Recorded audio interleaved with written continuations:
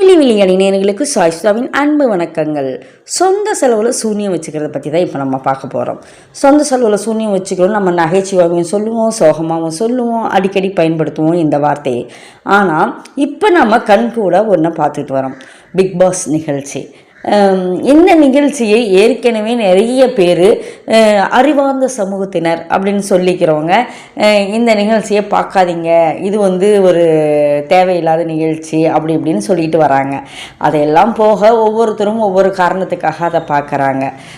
அப்படி இருக்கும் பொழுது வர வர வர வர ஒவ்வொரு சீசனுக்கும் அந்த ஆர்வத்தை குறைக்கின்ற விதமாகவே ஏற்கனவே பார்த்து கொண்டிருக்கின்ற மக்களின் கணக்கு தொகையை குறைக்கின்ற விதமாகவே அவங்களும் நடந்துக்கிறாங்க. அந்த பிக் பாஸ் நிகழ்ச்சியை வடிவமைப்பு செய்கிறவங்களும் நான் சொல்லுவேன். அப்படி பார்க்கும் பொழுது இந்த முறை பிக் பாஸ் தொடக்கத்திலேயே யார் யார் வந்திருக்கிறாங்க போட்டியாளர்கள் அப்படின்னு அறிவிப்பை பார்த்த உடனேயே இது நம்ம பார்க்கவே வேணாம் அப்படின்னு முடிவெடுக்கிற மாதிரியான போட்டியாளர்கள் தான் அதில் கலந்து கொண்டு இருக்கிறாங்க அப்படிங்கிறது என்னுடைய அபிப்பிராயம். நீங்கள் என்ன நினைக்கிறீங்க?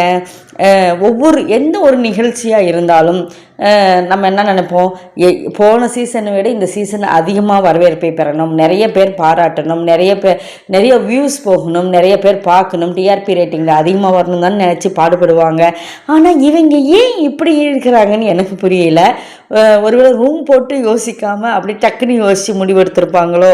நீங்கள் என்ன நினைக்கிறீங்க மக்களே? உங்களுக்கு இந்த பிக் பாஸ் இந்த சீசனில் கலந்து கொள்கிற போட்டியாளர்கள் திருப்தி தானா? நீங்கள் பார்க்கணுன்னு முடிவு செஞ்சு பார்க்க ஆரம்பிச்சிட்டிங்களா? நான் பார்க்க வேணான்னு முடிவு செஞ்சுட்டு தொடக்க விழாவையே பார்க்கல. நீங்கள் என்ன செஞ்சீங்க அப்படிங்கிறத சொல்லுங்கள். நன்றி, வணக்கம்.